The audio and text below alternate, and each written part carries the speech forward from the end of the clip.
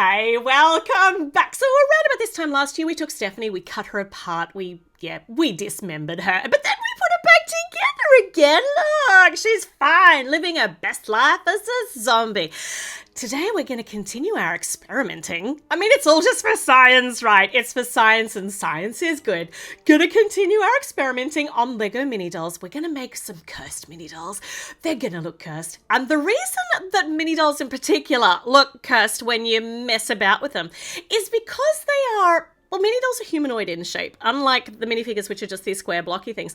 So when you take mini doll heads and put them where they're not really supposed to be, it becomes really, really unsettling. So let's do that. It's really fun. So if their head hole is actually the same size as the bars that you can clip into their hands. So the head holes are smaller than minifigure head holes, so you can do lots of interesting things with them. Like stick them on carrots, for instance. We're just warming up here at the moment. We're just getting these experiments started with some nice, simple ideas. So carrots, check. We can stick it on a croissant, and then we can get the headless body to hold the croissant with Cinderella's hand on it. No, head on it with her hand. There we go. I've got that round the right way. That's good. Doing this well. And we can also, like anything that has a bar, basically we are going to experiment with all the things that you can stick a mini doll head on, which is a large amount of fun things, including all of these horn things. Now it looks really scary. You can actually stick it in the other, no, you can't on these. Some of these pointy ended things you can. Look, see on that. Now she's got like a long blue stalk for a neck, and she could hold that, or I could stick it out of her. No, I don't know that I can. Anyway, let's go into, let's move these aside. We're going to move into a parallel universe, a universe in which perhaps Cinderella's fairy godmother wasn't quite so benevolent, and instead of giving her a ball gown and a pumpkin coach, instead what she does when we get this magic wand activated, what she does is she turns her into a turkey. Look, I don't even know where I'm going with this. Not sure where the turkey came into it. We're totally improvising here. It's what would happen if you mess with magic and you don't know what you're doing. We could also have her head stuck to a broom. So that works like brooms in Cinderella. That works really nicely. But now instead of a ball gown, she's wearing a broom. Perfection. And we could also like incorporate the pumpkin into this too. But I'm going to need to bring in another Cinderella head for that. So we're just resplendent in Cinderella heads. We put the pumpkin head on there. And look, now we have made 3 cursed versions of Cinderella. Ta-da! Okay, so this is fun. I'm even making up stories for all these in my head rather than just trying out different things that we can stick the heads onto. Let's bring in Snow White. So Snow White's story involves an apple, and the apple has a stalk, which we could actually probably fit a head on. So let's see. It would be cool if we had like an extension of a stalk here, and she could actually hold the apple with her head on it. But instead, we're going to try a little teeny tiny skull. Little teeny tiny skull head from the Skelly Grow thing from Harry Potter, and put that on her body. And doesn't that look unsettling and creepy because it's this tiny skull head on this big body looking down on her head? I'm having fun. Are you having fun?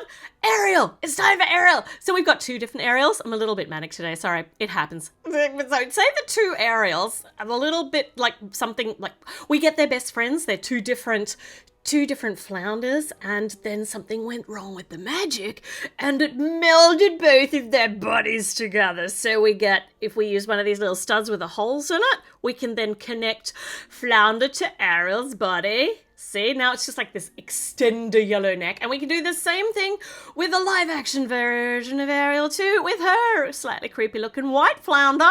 Oh, look at them, the fish head sisters. Oh, it's all so good. If you were stuck for a Halloween costume, the mini dolls, oh my gosh, they've just got so much inspiration, including putting Tiana and Baby Yoda together. I mean, they're a perfect partnership, right? Star Wars, Disney princess. I mean, Star Wars. Oh yeah, Disney now owns Star Wars, so that just this is a perfect collaboration, especially when they swap heads and you have the Baby Yoda head on Tiana. We might need to bring in a lightsaber too, I think, just to perfect this. So not only does she have her frog, but she's got a lightsaber too. That certainly looks so totally disconcerting. Are you having fun? I'm having fun. Let's see who's going to be the next nightmarish version of the parallel universe thingy of themselves. So if we bring in a Jasmine, so Jasmine's story has got the Genie right. Imagine if Genie wasn't quite so competent, and when the Genie lamp got rubbed, what actually happens is we need to set this up a bit. So we have got our smoke coming out, and we've got Scooby coming wandering along, and instead of getting a wish, what actually happens is something goes horribly wrong, and Jasmine turns into Scooby Doghead and then gets trapped in the lamp. See? Look, I can make these parallel universe stories so perfectly. It's like fan fiction, except it's cursed fan fiction. Okay, I just love this though. I love the Scooby head on a mini doll. It makes me laugh a lot. It's so hilarious. All right, next, Alice in Wonderland. She has got, she's got the bottle that says "Drink Me." So if she drinks it, let's see what's gonna happen. Let's bring in something. I'm trying to colour match these as well, or try and have something that goes with the story. So there is a Cheshire cat in Alice in Wonderland. So this could be like a slightly less grinny version of the Cheshire cat that she turns into, maybe. And seeing as how we're going on a cat theme at the moment, we could also, oh my goodness, this was cursed just without having, yeah. So Pocahontas, you remember Hermione's polyjuice potion that she mucked up and she turned into a cat? And this cat head mask thing is just absolutely so cursed. Anyway, so that must be what's in the drink me bottle, is the polyjuice. Yeah, the cat version of the polyjuice potion. Look at that. 2 different versions. I like that. That's really fun.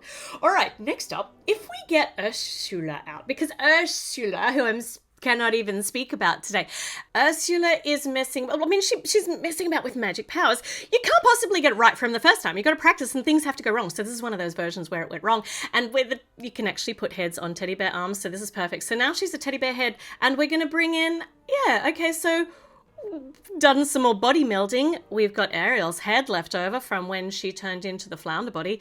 No, the flounder head. So now we can stick these heads on. Her hair gets in the way a bit, but I know I can make this work. Stick her head on the teddy bear arm. Oh my goodness, it sounds like a warped version of a nursery rhyme. Stick the head on the teddy bear arm, the teddy bear arm. I'll stop now. Okay, so we've got, yeah, all right. I don't even know what we've got. You can see what we've got. I'm not even going to name it. It's what happens when powers go wrong. Rapunzel.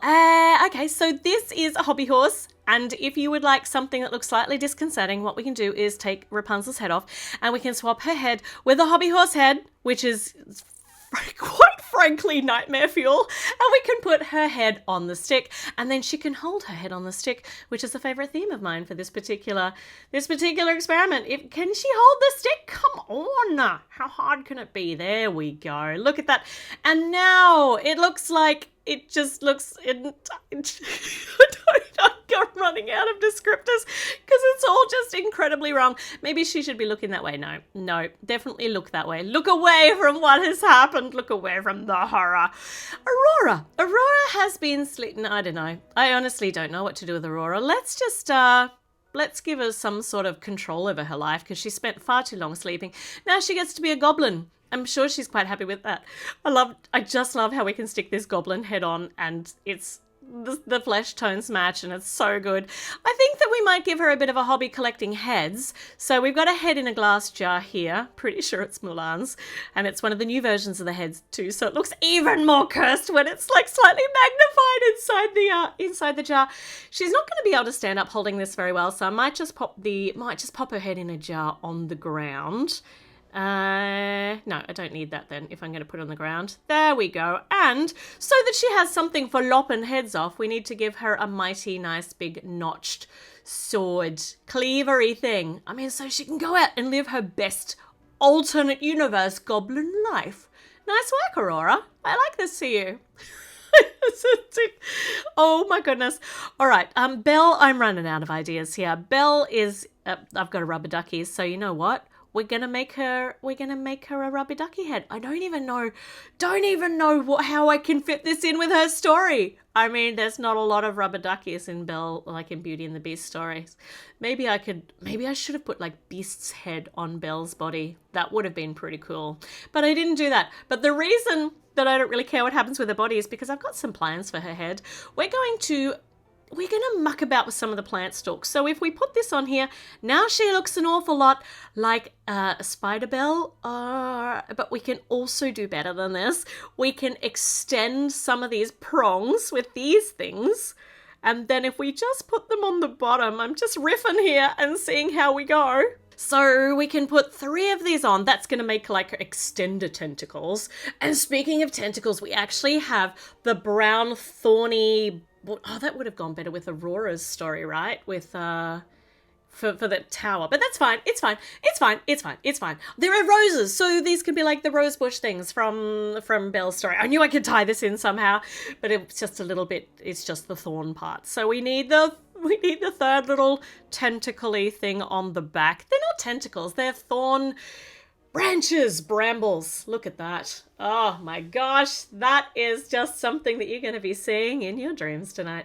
Now, I suggest that you look away now if you don't want to see Elsa embracing her darker side. It's probably best to switch channel because we are heading into parallel universes where Elsa has chosen the path of evil rather than good, and maybe a little bit of a Viking heritage here. So we've got this fantastic Valkyrie style helmet, but I have extended the horns because there's a lot of a theme of head collecting in this particular in our experiments today.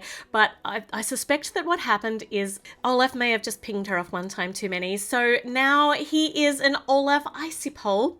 Yep, that's cool. She can hold that in her hand. Oh, hold on. The head's falling off anyway.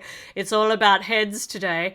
But we're not finished with the heads because, you know, it would have been so good if they gave us a hands mini doll, because we could have done this. We could have really taken the villain and given him his just desserts, but no. Instead, she's keeping Anna and Hans close by at the end of her horns for the rest of eternity. There we go. It's Elsa in her head collection, but if she's going to be turning to the dark side, she needs a slightly more aggressive, choppy, slicey, stabby ice blade. So there we go. Look at that. She's equipped to get some more hits for her collection later on. And I don't think we could leave without having a giant spider as part of this collection today. So, because we have got a giant spider costume, let's put it on. Look, he's mirrored up. Mirrored is perfectly happy to, I mean, I don't think she has a problem with spiders, but the minute that you put a person-sized spider onto a mini doll, it 100% looks cursed. This is not something that I would want to be meeting in a dark and stormy night. Oh my gosh. So, this is just a little bit of a taste tester of what you can do with your mini dolls to make them just a little bit out of the ordinary, a little bit unusual, and in this case, turn them completely and utterly cursed. So, let me know in the comments your favourite cursed mini doll version in our alternate parallel universe mind head canon-y thing for all of the poor Disney princesses. I mean, haven't they had it rough enough? Anyway, let me know your comments, subscribe, give the video a thumbs up, and check back in, because there are more videos coming up soon. So I'll see you then. Bye!